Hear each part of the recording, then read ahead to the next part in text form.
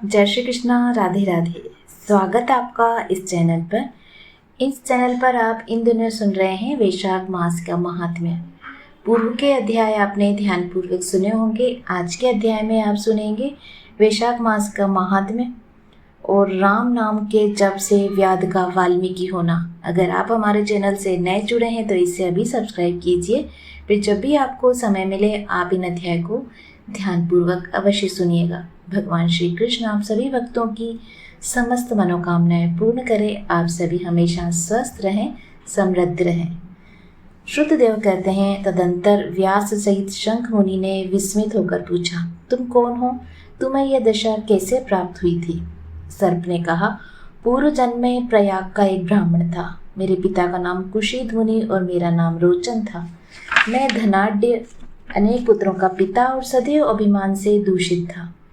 बैठे बैठे बहुत बकवाद किया करता था। बैठना, सोना, नींद लेना, जुआ खेलना, लोगों की बातें करना, सूद लेना, यही मेरे व्यापार थे।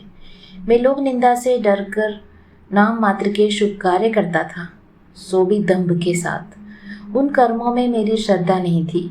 इस प्रकार मुझे दुष्ट और दुर्बुद्धि के कितने ही वर्ष बीत गए। तदंतर इसी वैशाख मास में जयंत नामक ब्राह्मण प्रयाग क्षेत्र में निवास करने वाले पुण्यात्मा द्विजों को वैशाख मास के धर्म सुनाने लगे।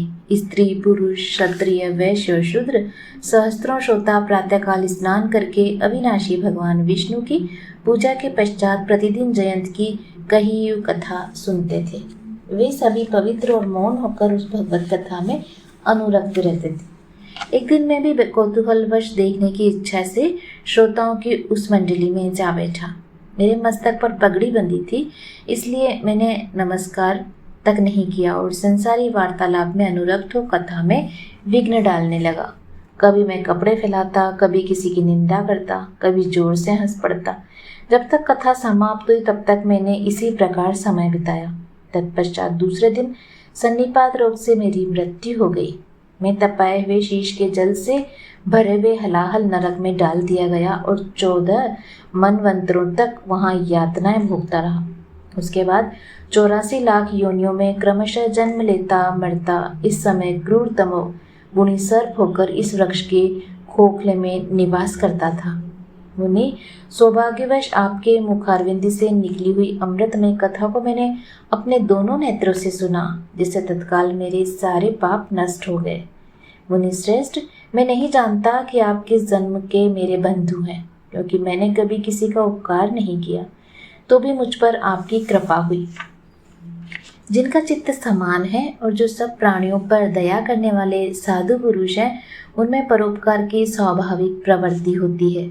उनकी कभी किसी के प्रति विपरीत बुद्धि नहीं होती। आज आप मुझ पर दया कीजिए, जिससे मेरी बुद्धि धर्म में लगे। देवादिदेव भगवान विष्णु की मुझे कभी विस्मृति न हो और साधु चरित्र वाले महापुरुषों का सदा ही संग प्राप्त हो। जो लोग मद से अंध हो रहे हों, उनके लिए एकमात्र दरिद्रता ही उत्तम अंजन है। इस प्रकार नाना भांति से स्तुति करके रोचन ने बार बार शंख को प्रणाम किया और हाथ जोड़कर चुपचाप उनके आगे खड़ा हो गया। तब शंख ने कहा, ब्राह्मण, तुमने वैशाख मास और भगवान विष्णु का महात्म्य सुना। इससे उसी क्षण तुम्हारा सारा बंधन नष्ट हो गया। द्विजश्रेष्ठ, परिहास, भय, क्रोध, द्वेष, कामना अथवा स्नेह से भी एक बार भगवान विष्णु के पापहारी नामक उच्चारण करके बड़े भारी पापी लोग भी शोक रहित वैकुंठ धाम में चले जाते हैं। फिर तो श्रद्धा से युक्त हो क्रोध और इंद्रियों को जीतकर सबके प्रति दयाभाव रखते हुए भगवान की कथा सुनते हैं, वे उनके लोक में जाते हैं। इस विषय में तो कहना ही क्या।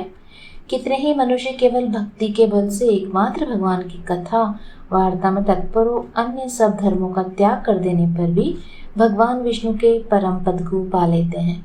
भक्ति से अथवा द्वेष आदि से भी जो कोई भगवान की भक्ति करते हैं, वे भी प्राण हारिणी पूतना की भांति परम पद को प्राप्त होते हैं। सदा महात्मा पुरुषों का संग और उन्हीं के विषय में वार्तालाप करना चाहिए।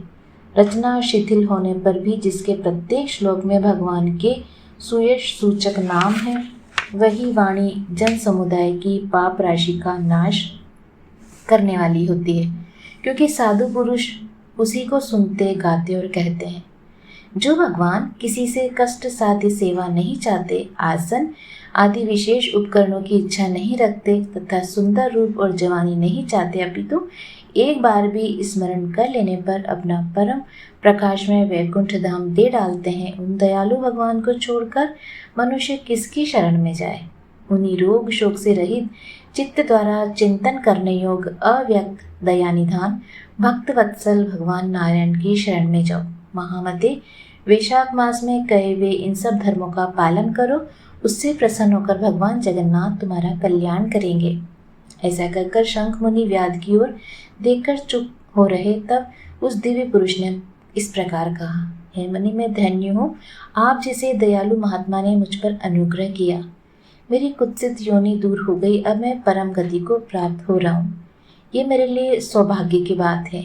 यूँ कहकर दिव्य पुरुष ने शंख मुनि की परिक्रमा की तथा उनकी आज्ञा लेकर वह दिव्य लोक को चला गया। तदंतर संध्या हो गई। व्याध ने शंख को अपनी सेवा से संतुष्ट किया और उन्होंने सायंकाल की संध्या उपासना करके शेष रात्रि व्यतीत की। भगवान के लीला अवतारों की कथा वार्तालाप रात व्यतीत करके शंख मुनि ब्रह्म मुहूर्त में उठे और दोनों पैर धोकर मौन भाव से तारक ब्रह्म का ध्यान करने लगे। तत्पश्चात शौच आदि क्रिया से निवृत्त होकर वैशाख मास में सूर्योदय से पहले स्नान किया। संध्या तर्पण आदि सब कर्म समाप्त करके उन्होंने हर्ष युक्त हृदय से व्याध को बुलाकर उसे राम, इसे 2 अक्षर वाले नाम का उपदेश दिया, जो वेद से भी अधिक शुभ कारक है। उपदेश देकर इस प्रकार कहा, भगवान विष्णु का एक एक नाम भी संपूर्ण वेदों से अधिक महत्वशाली है। ऐसे अनंत में नामों से अधिक है भगवान विष्णु का सहस्त्र नाम। उस सहस्त्र नाम समान राम नाम माना गया। इसलिए व्याध, तुम निरंतर राम नाम का जप करो और मृत्यु पर्यंत मेरे बताए हुए धर्मों का पालन करते रहो। इस धर्म के प्रभाव से तुम्हारा वाल्मीकि में दूसरा जन्म होगा और तुम इस पृथ्वी पर वाल्मीकि ऋषि के नाम से प्रसिद्ध होगे। व्याध को ऐसा आदेश देकर मुनिवर शंख ने दक्षिण दिशा को प्रस्थान किया। व्याध ने भी शंख मुनि की परिक्रमा करके बार बार उनके चरणों में प्रणाम किया। जब तक वे दिखाई दिए तब तक उन्हीं की ओर देखता रहा। फिर उसने अति योग्य वैशाक्त धर्म का पालन किया।